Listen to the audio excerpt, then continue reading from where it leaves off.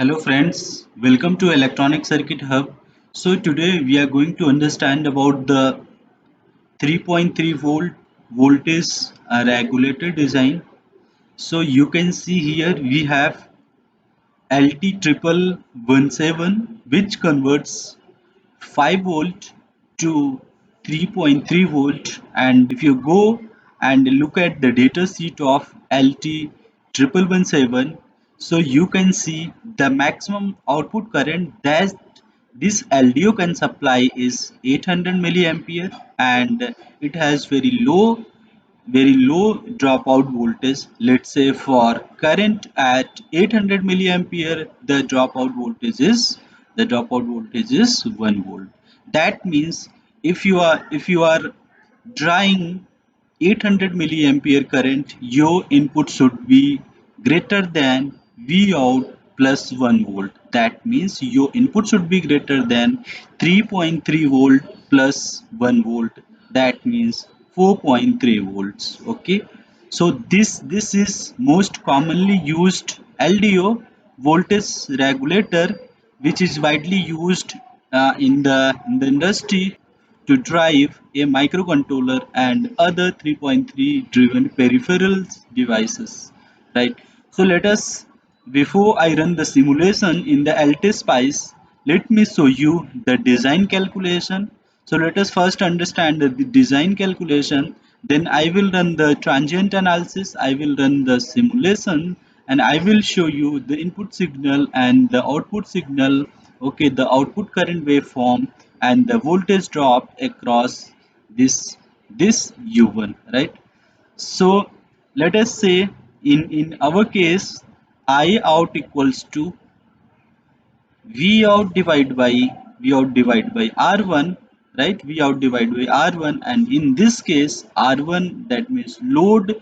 This is resistive load, and you have resistive load of 6 ohm. So that means you know that this is fixed voltage regulator. That means the output for this LT triple 17, that's 3.3. The output is 3.3 volt.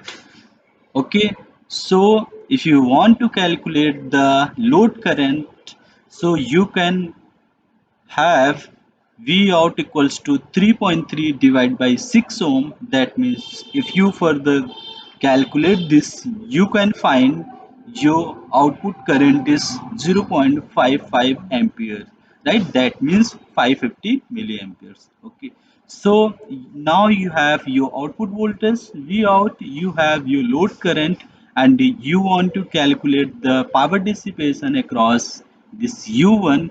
So how do you calculate the power dissipation across U1? So let us say PD across U1 equals to input voltage, that means V in minus V out, that means output voltage, and the current flowing through this.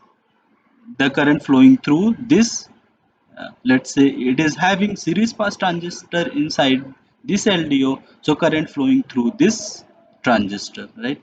So V in minus V out into I out, and in this case you have I out is already 550 milliampere. So let us say 5 volt is your input, 3.3 volt is your output, and the load current is 0.55 ampere. So if you further solve this, you will get 0.935 watt of power power dissipation. So let us say your power dissipation is around 1 watt across this device, across this U1. So if you want to do the thermal analysis of this U1, you have to look the temperature, junction temperature of U1. Let us say the data sheet says the junction temperature of U1 is 135 degrees centigrade, and now you have to calculate the junction temperature based on this power dissipation of your device LT triple 17. So your calculated junction temperature should be less than your junction temperature given in the data sheet, and For that you need to have your thermal analysis. If the temperature rises more, maybe you need to have some heat sink. Okay, so let us now run the simulation and see the behavior of these circuits. So to run the simulation, you have to go it here, like edit simulation command, and this is the transient button. So in the transient button you have to set the transient time. Let us say the transient time is 100 milliseconds, right? 100 milliseconds. So click it OK. Now you have to go this run button, click it here, and you can see you have two window. One is the window for circuit, other one is the window for the simulation. So go at window and tile window vertically. Now you can see you have two window here in the vertical axis. So this is circuit and this is the waveform or simulation window. Let me divide this window into two parts. So right click on this window and add plot pane. So now you have two window. One is for input. So let me click it here. Your input is 5 volt and now you want to check your output. Your output is around 3.298, that is around closer to 3.3 volt. Okay, so this is your input and this is your output.